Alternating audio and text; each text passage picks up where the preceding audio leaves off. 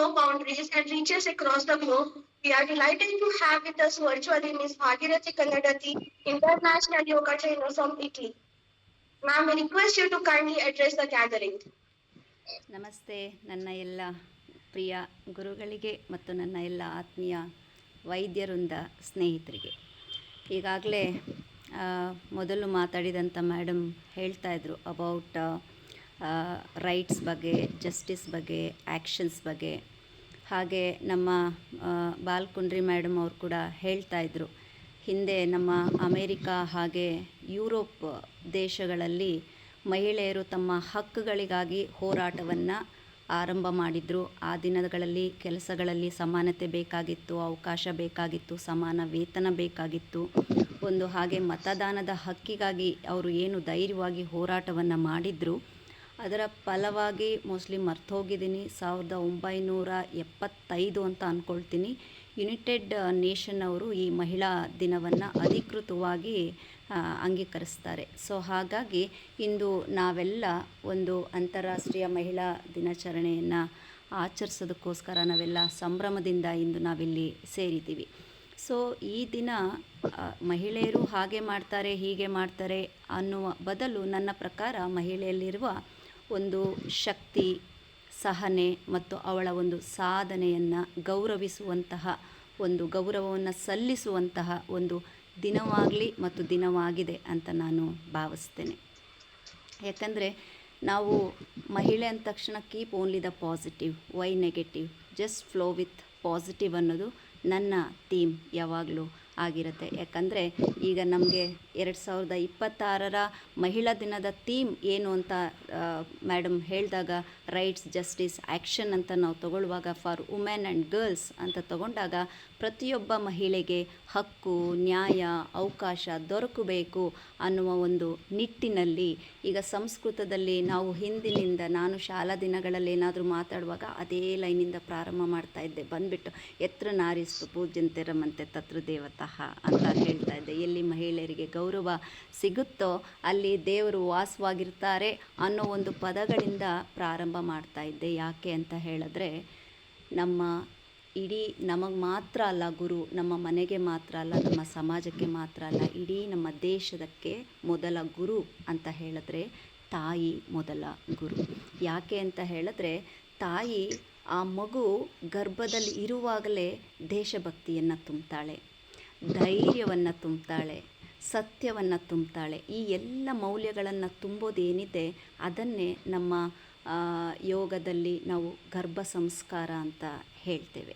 So ಪ್ರತಿಯೊಂದು ಮಹಿಳೆ ಯಾವುದೇ ಕೆಲಸ ಮಾಡಿದ್ರೂ ಕೂಡ ಪ್ರೀತಿಯಿಂದ ಮಾಡ್ತಾಳೆ, ವಿಶ್ವಾಸದಿಂದ ಮಾಡ್ತಾಳೆ, ಭಾವನೆಯನ್ನು ತುಂಬಿ ಮಾಡ್ತಾಳೆ. ಅವಳು ಬರೀ ಕೆಲಸ ಅಂತ ಮಾಡಲ್ಲ, ಜೊತೆಗೆ ಆ ಮಗುವಿನ ಒಂದು ಜೀವನವನ್ನೇ ರೂಪಿಸ್ತಾಳೆ.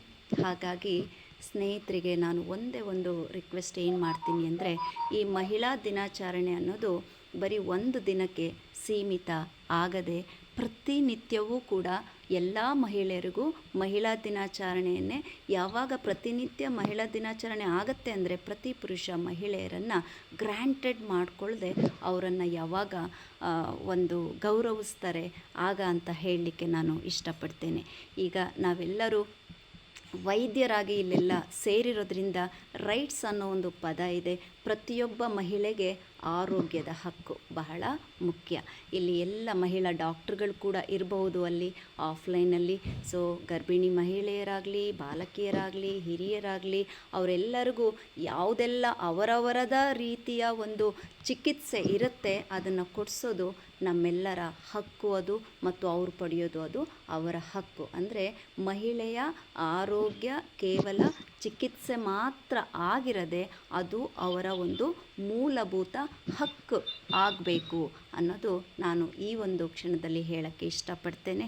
ಹಾಗೆ ನೆಕ್ಸ್ಟು ಯಾವುದು ಜಸ್ಟಿಸ್ ಅಂತ ಅಂದ್ಕೊಳ್ತೀನಿ. ಅಂದರೆ ನ್ಯಾಯ. ಡಾಕ್ಟ್ರುಗಳು ಯಾವಾಗಲೂ ಎಲ್ಲರಿಗೂ ಸಮಾನ ಸೇವೆ ಕೊಡೋದ್ರಿಂದ ಸಮಾಜದಲ್ಲಿ ನಿಜವಾಗ್ಲೂ ಒಂದು ಒಳ್ಳೆಯ ನ್ಯಾಯವನ್ನು ತರಬಹುದು. ಒಬ್ಬ ಡಾಕ್ಟರ್ ನೀಡುವ ಸಮಾನ ಚಿಕಿತ್ಸೆ ಏನಿದೆ ಸಮಾಜದಲ್ಲಿ ನಿಜವಾದ ಒಂದು ನ್ಯಾಯವನ್ನು ಕೂಡ ಇದು ನಿರ್ಮಾಣವನ್ನು ಮಾಡುತ್ತೆ. ಯಾಕೆ ಅಂತ ಹೇಳಿದ್ರೆ ಡಾಕ್ಟರ್ಸ್ ಮಾತಾಡೋದು ಅದು ಮಾತಿಗೆ ಮಾತ್ರ ಸೀಮಿತ ಆಗಿರಲ್ಲ, ಮಾತಾಗಿ ಮಾತ್ರ ಉಳ್ಕೊಳ್ಳಲ್ಲ, ಅವ್ರು ಮಾಡೋವಂಥ ಕ್ರಿಯೆ ಬಹಳ ಮುಖ್ಯ.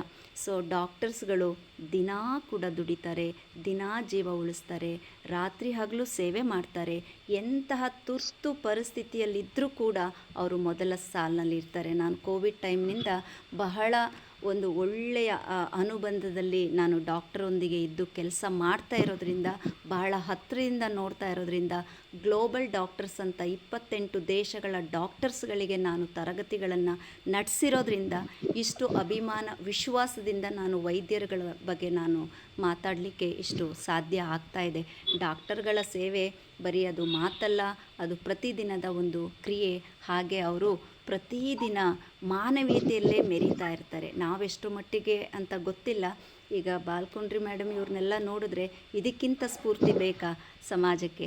ಹಾಗಾಗಿ ಪ್ರತಿದಿನ ಮಹಿಳೆಯನ್ನು ಎಲ್ಲ ಪುರುಷರಾಗಲಿ ಇನ್ಕ್ಲೂಡಿಂಗ್ ನಾವು ಮಹಿಳೆಯರು ಗೌರವಿಸ್ಕೋಬೇಕು. ಯಾವಾಗ ನಾವು ಮಹಿಳೆಯರನ್ನು ಗೌರವಿಸ್ಕೊಳ್ತೀವೋ ಆಗ ಪುರುಷ ಕೂಡ ನಮಗೆ ಗೌರವಿಸ್ತಾರೆ. ಇಲ್ಲ ಅಂದರೆ ಅವರು ಒಂದು ಹೊಡೆಯೋ ಡೈಲಾಗ್ ಯಾವುದು, 2 ಜಡೆ ಸೇರಿದ ಕಡೆ ಹೇಳ್ತಾರಲ್ಲ, ಆ ಮಾತುಗಳು ಬೇಡ.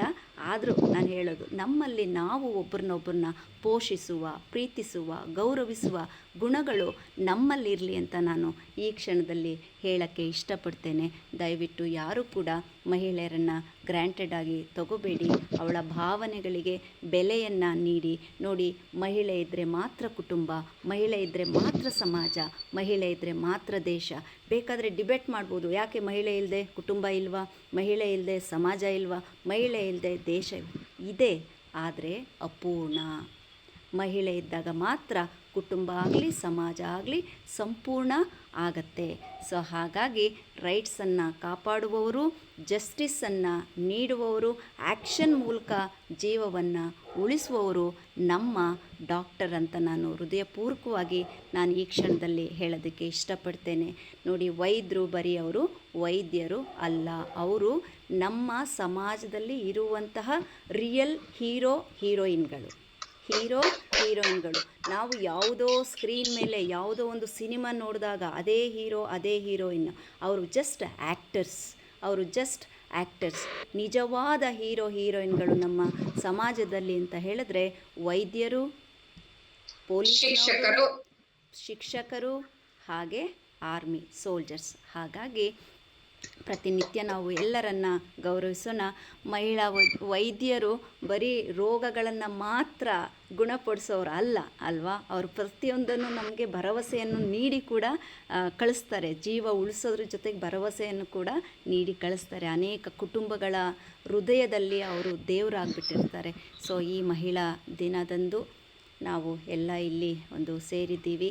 ಈ ಒಂದು ಶುಭ ಗಳಿಗೆಯಲ್ಲಿ ನಿಮಗೆಲ್ಲರಿಗೂ ನನ್ನನ್ನು ಸೇರಿಸಿ ಮಹಿಳಾ ವೈದ್ಯರಿಗೆ ಒಂದು ವಂದನೆಯನ್ನು ಸಲ್ಲಿಸ್ತಾ, ಹಾಗೆ ಬಹಳ ಪ್ರೀತಿಯಿಂದ ನಾನು ಆಫ್ಲೈನಲ್ಲಿ ನನಗೆ ಬರಲಿಕ್ಕೆ ಕಷ್ಟ ಆಗ್ತದೆ, ನಂದು ಟ್ರಾವೆಲಿಂಗ್ ಇದೆ ಅಂತ ಹೇಳಿದ್ರು, ಆನ್ಲೈನಲ್ಲಿ ನಿಮ್ಮನ್ನೆಲ್ಲ ಕುರಿತು 2 ಮಾತಾಡಲಿಕ್ಕೆ ನನಗೆ ಅವಕಾಶವನ್ನು ನೀಡಿದಂಥ ನನ್ನ ಗುರುಗಳು ಶ್ರೀ ಡಾಕ್ಟರ್ ಶೆಣೈಜಿ ಅವರಿಗೆ ಅನಂತ ಧನ್ಯವಾದಗಳು. ಮತ್ತೊಮ್ಮೆ ವೈದ್ಯರಿಗೆ ಹೃದಯ ತುಂಬಿ ಕೊನೆಯದಾಗಿ ಒಂದು ಪದವನ್ನು ನಾನು ಹೇಳಲಿಕ್ಕೆ ಇಷ್ಟಪಡ್ತೇನೆ. ನಿಮ್ಮ ಸೇವೆ ಕೇವಲ ಅದು ವೃತ್ತಿ ಅಲ್ಲ, ಅದು ಒಂದು ಮಾನವೀಯತೆಯ ಶ್ರೇಷ್ಠ ರೂಪ. ಧನ್ಯವಾದಗಳು. ಸರ್ವೇ ಜನ ಸುಖಿನೋ ಭವಂತು. ಧನ್ಯವಾದಗಳು. ನೀವು ಲಕ್ಷ್ಮೀನಾರಾಯಣ್ ಶೆಣೈ ಅವ್ರಿಗೆ ಧನ್ಯವಾದ ಹೇಳಿದ್ದು ಬಹಳ ಒಳ್ಳೇದು. ಯಾಕಂತಂದ್ರೆ ಪಾಶ್ಚಾತ್ಯರು there is a woman behind every successful man ಅಂತಾರೆ. ಆದ್ರೆ ನಮಗೆ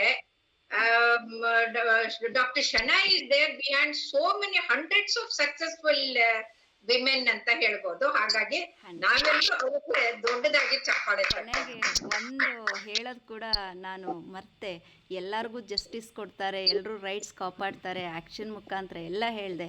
ಆದರೆ ಡಾಕ್ಟರ್ ತಮ್ಮ ಆರೋಗ್ಯದ ಬಗ್ಗೆನೂ ತಾವು ಕೂಡ ಜಸ್ಟಿಸ್ ಕೊಟ್ಕೋಬೇಕು. ಇತರರ ಆರೋಗ್ಯವನ್ನು ಕಾಪಾಡುವ ಡಾಕ್ಟರ್ಸ್ ತನ್ನ ಆರೋಗ್ಯ ಕಾಪಾಡಿಕೊಳ್ಳೋದು ನಿಮ್ಮ ಹಕ್ಕು. ಅದು ನೀವು ಕಾಪಾಡ್ಕೋಬೇಕು. ಸಮಾಜದಲ್ಲಿ ನಾವು ಡಾಕ್ಟರ್ಗಳ ಮೇಲೆ ಯಾವಾಗಲೂ ಒತ್ತಡವನ್ನು ನಾವು ಹಾಕ್ತಾ ಇರ್ತೀವಿ.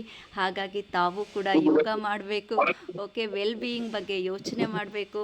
ಡಾಕ್ಟ್ರುಗಳ ಆರೋಗ್ಯ ಯಾವತ್ತೂ ನಿರ್ಲಕ್ಷ್ಯವನ್ನು ಮಾಡಬಾರ್ದು ಅಂತ ನಾನು ಈ ಮೂಲಕ ನೀವೆಲ್ಲರೂ ಯೋಗ ಮಾಡಿ, ಧ್ಯಾನ ಮಾಡಿ, ಪ್ರಾಣಾಯಾಮ ಮಾಡಿ, ಜೊತೆಗೆ ಇನ್ನೊಬ್ಬರ ಜೀವವನ್ನು ಉಳಿಸಿ. ನಾನಂತೂ ಮಾಡ್ತಾ ಇದ್ದೀನಿ. ಯಾರು ಮಾಡಲ್ವೋ ಅವರು ಡಾಕ್ಟರ್ ಭಾಗೀರಥಿ ಹತ್ರ ಹೋಗಿ ಅಂತ ಹೇಳ್ತೀನಿ. Thank you. After long time ma'am, after 2.5 years I think ಇಲ್ಲ 3 years, ಆಫ್ಟರ್ 3 years ನೋಡ್ತಾ ಇದ್ದೀನಿ ತಮಗೆ. ನಮಸ್ತೆ. ನಮಸ್ಕಾರ. ನಮಸ್ತೆ. Thank you so much, ma'am. You have highlighted not to take the struggles of society negative aspect, but